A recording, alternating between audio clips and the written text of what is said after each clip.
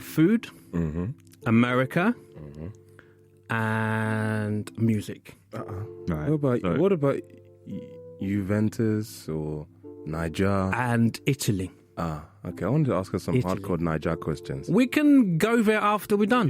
Like my uncle. So this is like this is what we've taken. We've taken some inspiration from Eni's book and her career. Yes, and we've got some burning questions that we would like. Cool, I'm ready. Answers. So yeah, as Mr. Chris said, we've got a few categories, and you can only select each category up to 3 times. Okay, let's start with food. Oh, good one.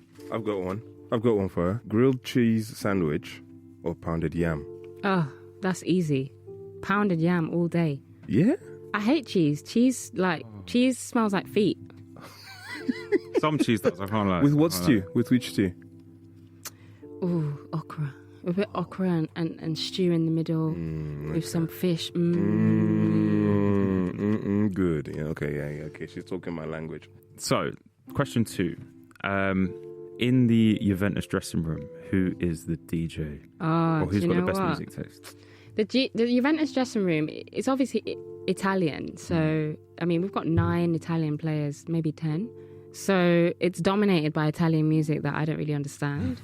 I get the odd song, like we've got like a playlist for the game, but I get the odd song, and my go-to song is what's his name now? Doneo.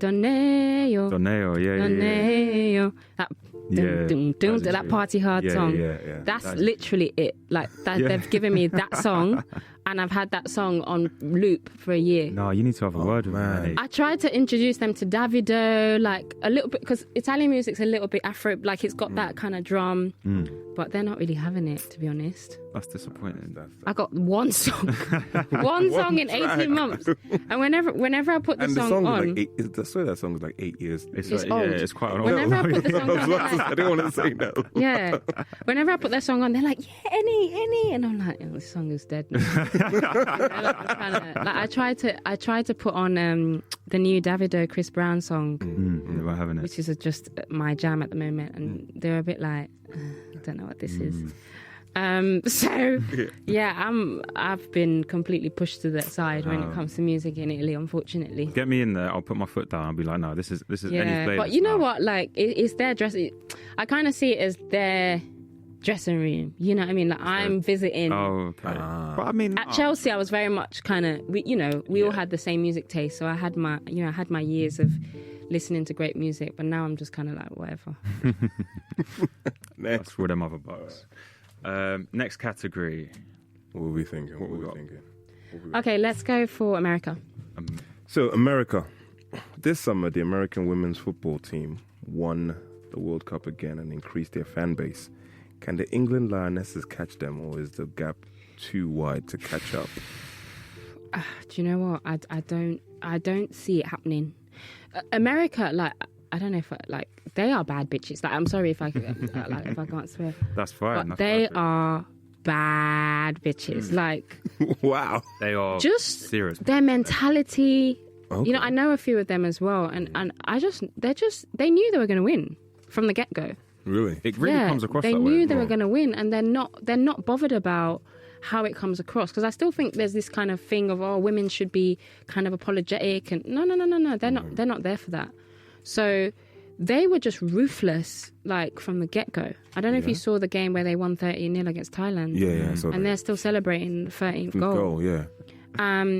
Now that mentality right there, I think it's you either have it or you don't. Yeah.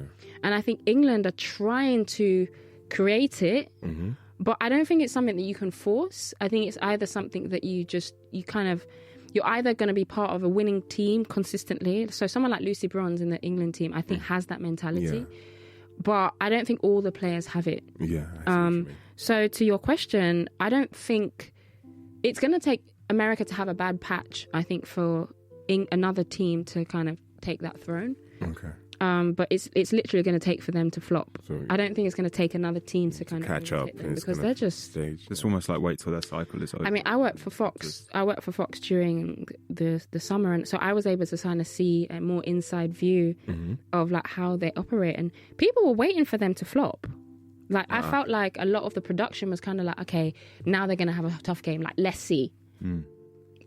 Like didn't happen. Everyone was just like, just so it's not like everyone like praises them. They have a lot of haters too. Yeah, but they're just every time they just take it up another bar.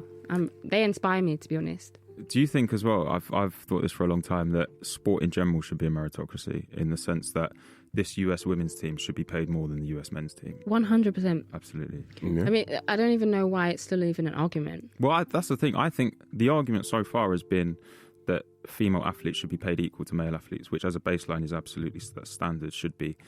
But in terms of... No, I don't feel like it is standard because, I mean, even if you look at like men and men, not every man is paid the same. Like if you go to Real Madrid or Juventus, like, Ronaldo is going to be on more money than Higuain. Yeah. You know, so I feel like that's sport. Like, you know. That's fair. But I feel like when women have got to the place where they're doing more, earning more than men, why is it even a discussion? Just pay them more as athletes. And I think that's where the sexism really kicks in. It's like, why is it that even now they've proven it and it's still a problem? Yeah. So it's a shame, really, because I think of all the women's teams that kind of can stand there and say, no, equal pay is a real thing, it's them. But we're still kind of struggling with it. If you could pick one musical icon to best represent you, who would it be and why? Oof. That is a tough one. Musical icon. I'd probably say Lauryn Hill, you know? Oh, that is a great shout. I mean, I know that I'm not sitting here comparing myself to Lauryn Hill. I was thinking that. But I feel like Lauryn Hill, like, at the top of her game, was world respected. But then became that kind of, I guess, that kind of dissident, you know, to the sort of normal way of how things were done. And I guess there's elements of my life that reflect that too. But I've also had a very sort of successful career too. So, and I love Lauryn Hill. I mean, for me, the Miseducation of Lauryn Hill was is the best album of all time. And, you know, my book's called They Don't Teach This and Miseducation. It's kind of like, you know, what, all ties in. You know, it kind of all ties in. So, yeah, I think if I wanted someone to play me, it would be Lauryn Hill. Nice. I can't argue with that selection, to be honest. Yeah. That's great. Exactly, yeah. I was thinking that before you said it. Oh, really? Yeah, I was actually really... You two are proper on a little wave, isn't it? You know, It's the Naija something. Yes. Something. Okay, next one. Give us another category. Okay, I have one. Punditry? Should we go for Let's do punditry? Yeah, we haven't done that. What are the key challenges to being a pundit? I think for me, the key challenge is like, it's twofold. So obviously as a female pundit, like in the men's game, it's that challenge of knowing that regardless of how good you are, people are going to be like, yeah, she don't know what she's talking about because she's a woman. Like that's still there, unfortunately. Fortunately, it's moved on from that in the sense that people see it as sort of a genderless thing now where it's like, is she a good pundit or not? And to be honest, like I quite like some of the criticism because even like guys like Gary Neville and Roy Keane and Jamie Carragher, they get criticism. So who am I to not get it? And I kind of feel like in this modern day, a lot of the mainstream pundits, a lot of them are quite lazy in what they're saying. And you think they should be more knowledgeable, and they probably are more knowledgeable, but they just don't bother to do any research or anything like that. And there's a rise of sort of online fan media sort of thing. Yeah. How do you respond to that as well? Because they're people that are obviously not being paid and they don't have the same restrictions in terms of their biases and stuff that they... Yeah, I think for the longest time, a lot of pundits got jobs off the back of their reputations as just legends of the game. But I think the viewer now has become a lot more sophisticated, and because we have more choice, as viewers, it's like, I'm not just going to sit there and watch such and such just like chilling off the back of his reputation and scoring in 2001. You know, that's not enough for me. So I think there's still a lot of that. Like, you know, I remember when I worked at ITV, my first men's gig for the men's Euros, and I won't mention who it was. Actually, I will. It was Emmanuel Petit, and I'd like spent the whole day prepping for this show, like this highlight show, like watched all the clips, like watched like the goals over and over again. He rocked up like 10 minutes before the show, and just kind of, you can see it in his kind of countenance. Just half-assed it. Just, yeah, and just not, he didn't take it seriously, and that's nothing on him. But he's been able to get away with that for so long. I can't get away with that. Do you know what I mean? I can't get away with sitting like this on the studio. I just can't. So that's I think there's a lot of that. And I think what's going to happen now is that actually broadcasters are going to be forced to really be selective, because, like, as I said, the viewers just not having it anymore. And there's a lot of sort of these original content, raw fan shows coming up that people love because it's the raw truth. And that's becoming a competitor. So it's gonna create, I think, better punditry, because it's going to be forced to have better punditry. Music. Afrobeat or Afrobeats? What's the difference? Eni, my dear, now how you they go and come and do this on my show? Now? What's the difference? Afrobeat, Fela Kuti.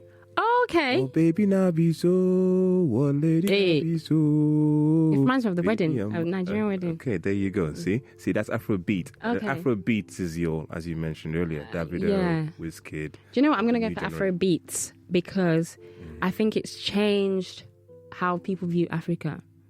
I think it's changed, like, no, genuinely, I feel like people like Wizkid, Davido, Tiwa Savage, like these artists, they're global artists. Yeah.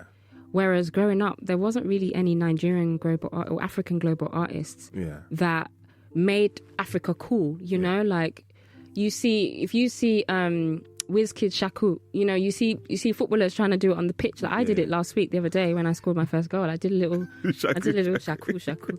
But so I feel like Afrobeats has done that, and it's come into grime. You know, you see a lot of crossover of Afrobeats and grime. True. Like Jay Huss, love Jay Huss, what he does with his music. So, but Fela Kuti obviously is like the godfather of all of that. So I kind of grew up listening to that, actually. Now, okay, what do you? Because the thing is, right now, my personal favorite artist is Burna Boy, who's a very, very... My friend actually works with him. Oh, is it? Okay. We need to talk anyway.